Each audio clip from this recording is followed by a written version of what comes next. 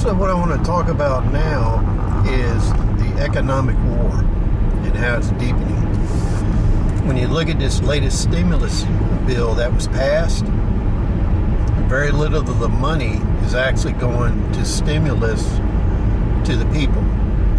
And of those people, it seems the people that are actually productive, working, may not qualify to get the stimulus.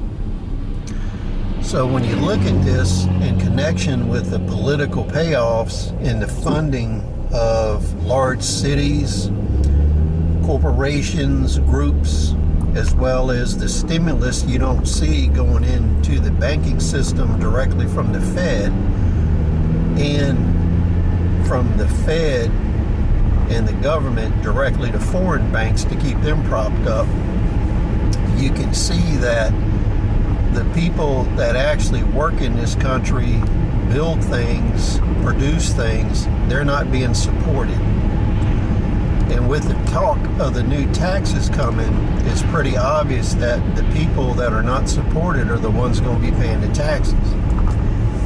If you look at the tax system in the U.S., it's pretty obvious the middle class and the lower ranks of the upper class pay all the taxes.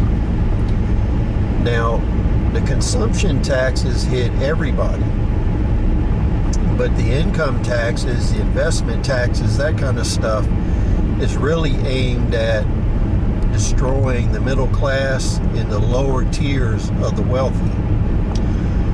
And the rich people, they make a distinction between rich people and little people. And that distinction line is somewhere between $7.5 and $10 million of income per year.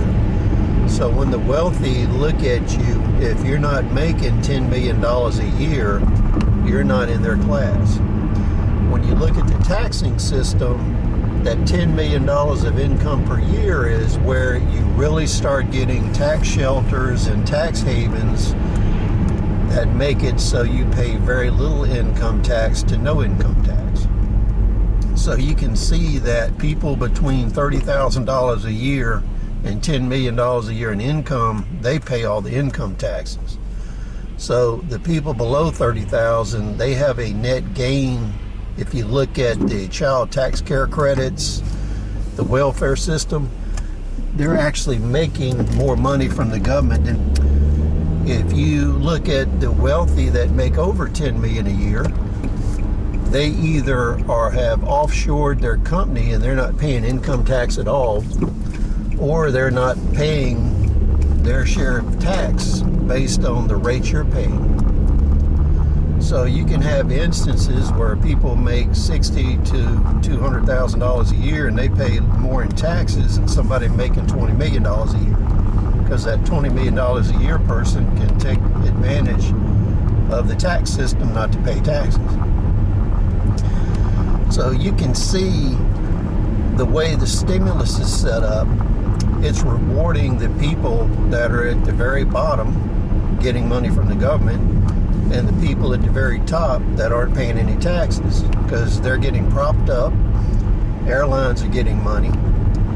Amazon, you look at them, you look at Google, YouTube, these companies basically are not paying much U.S. taxes. The bulk of their organization are foreign national corporations, so they're not subject to the tax.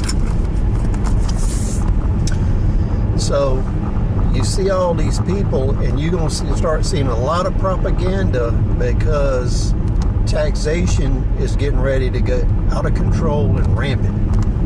And you're going to see a lot of propaganda in the news media and online supporting it. And my response to that is, if you're Bill Gates or you're George Soros or any of these other fools that want to tax the American people out of existence, all you got to do is open your wallet, write a check, and send it in. There's no need. If you want to pay more taxes, pay them.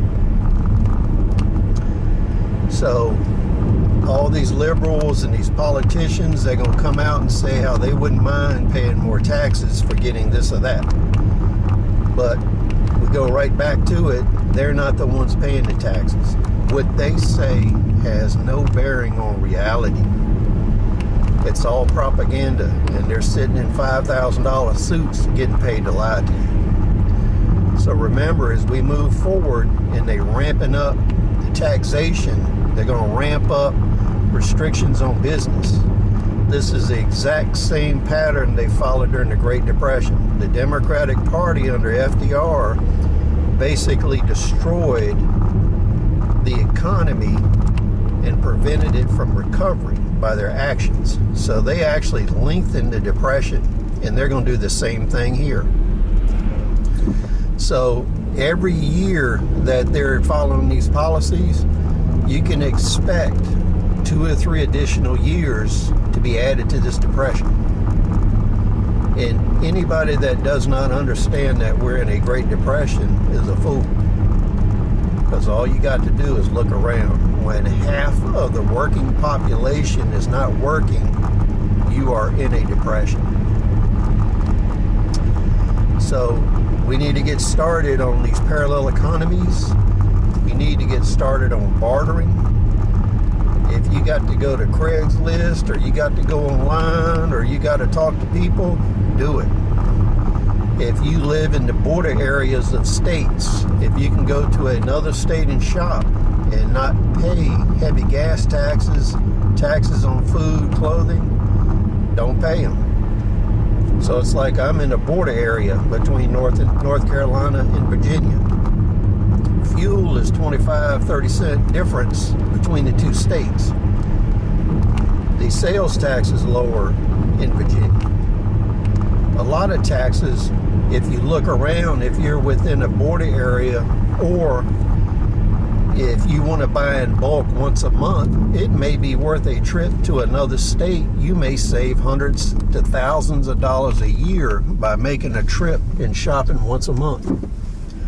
So these are things to keep in mind as this economic war deepens, because the government does not care about you. All they're doing is handing you a pacifier and hope you go away and die. So please rate, comment, subscribe. We'll see you on the next video.